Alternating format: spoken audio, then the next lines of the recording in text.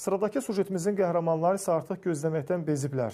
Çünki bir ətək pul veriblər, kreditlə avtomobil alıblar, amma heç bir neçə ay keçməmiş maşının əsl sahibi ortaya çıxıb və avtomobili də gəlib onların əllərindən alıb. Adam bir deyil, iki deyil, bir neçə nəfər bu məsələ ilə bağlı şikayətçidir. İndi nə verdikləri pulu geri ala bilirlər, nə də maşını.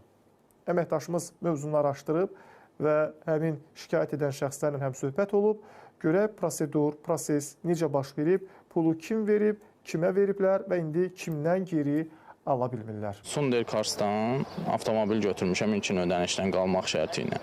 Belə bir müqavilə əsasında 4300 manat, 200 manat da dalaqçıya ödəniş eləmişəm. Aylıqlara bölünüb peçatlı şəkildə. Hal-hazırda bizə satılan maşınlar, qalmaq şərti ilə olan maşınlar bizim əlimizdən alınıb.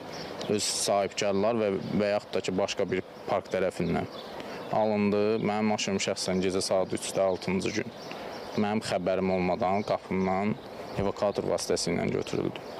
Gəldim ofisə, gördüm ki, ofisdə heç kim yoxdur. Yəsinə zəng çatmır, hansı ki, bu Abuzərli Müşfiqə.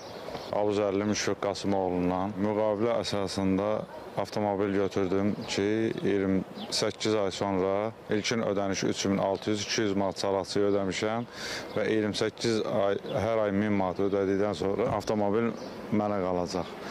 4 ay ödədikdən sonra biz xəbər tutduq ki, yəni belə bir şey mümkün deyilmiş, biz aldanılmışıq. Mənə elə Ərxan yaratsadılar ki, yəni 4500 ödəniş eləyəcəksən, ayda da 900 manat ödəməklə 25 ay. Sonra maşın sizə qalacaq. Maşın bizə qalacaq. Qalmaq şərti ilə belə. Mən 2-3 dəfə bunlara sual verdim ki, belə şeylərdə biraz dolaşıq işlər olur. Dedi ki, tam ərxain olun, biz qayda qanunla, möhürümüzlə, peçatımızla vericiyi alıq hər şey veririk. Bizdə hər şey qanunla dedik. Mən şəhərdə gəlirdim, arxamda görüm, maşın mənim marqat deyir. Ruslan adlı oğlandır. Marqat deyir, saxladım nədir?